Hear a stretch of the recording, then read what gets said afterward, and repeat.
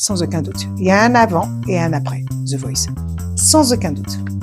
Il y a un petit arbre, un petit arbuste, et après il y a un baobab qui s'enracine pour mieux se déployer, et là, il ne s'arrête plus. Vous êtes à l'écoute de VIP Radio Online, et il y a quelques semaines, la saison 15 de The Voice s'achevait dans une finale riche en émotions marquée par la victoire de Lady O. Place maintenant au casting de la saison 16 de The Voice 2027, qui se lance partout en France avec des sélections régionales.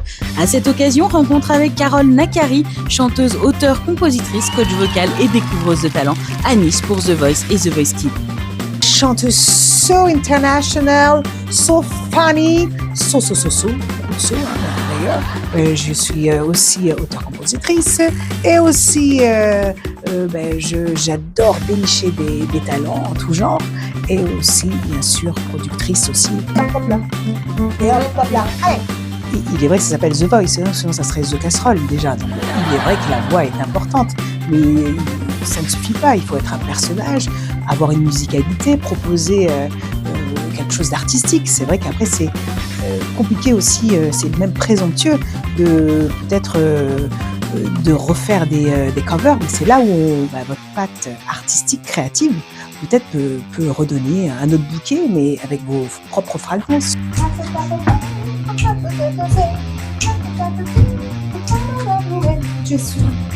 Là, je suis en train de penser à Bruno Berberès qui dit tout le temps, mais prenez le temps de choisir la bonne chanson. Mais quelle est la bonne chanson? Parce qu'il y en a tellement.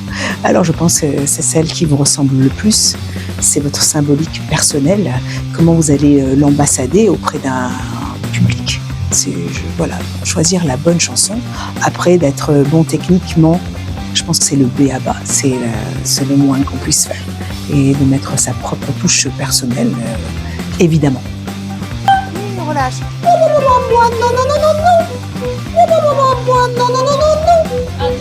Non. Alors attendez, c'est que je ne suis pas seule pour cette aventure. On a Sylvia Delattre qui est coach théâtre, une excellente comédienne.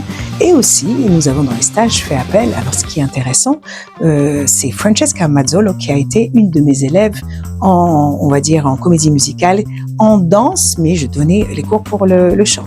Donc là, nous sommes une équipe, et bien sûr avec notre équipe, Raphaël pour tout ce qui est communication administrative, et Océane, tout ce qui est communication interne et externe.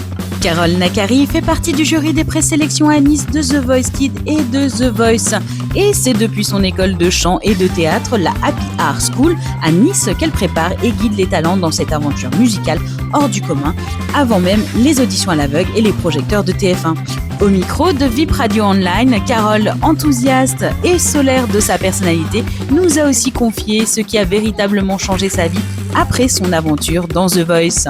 C'est pas du lèche-vitrine que je vais faire, là, Monsieur Bruno Berberès, sans aucun doute. Et quand quelqu'un vous reconnaît, ça vous donne une confiance, mais pas que ça. Ça vous enlève des petits cadenas et ça vous déploie vos ailes, tout simplement.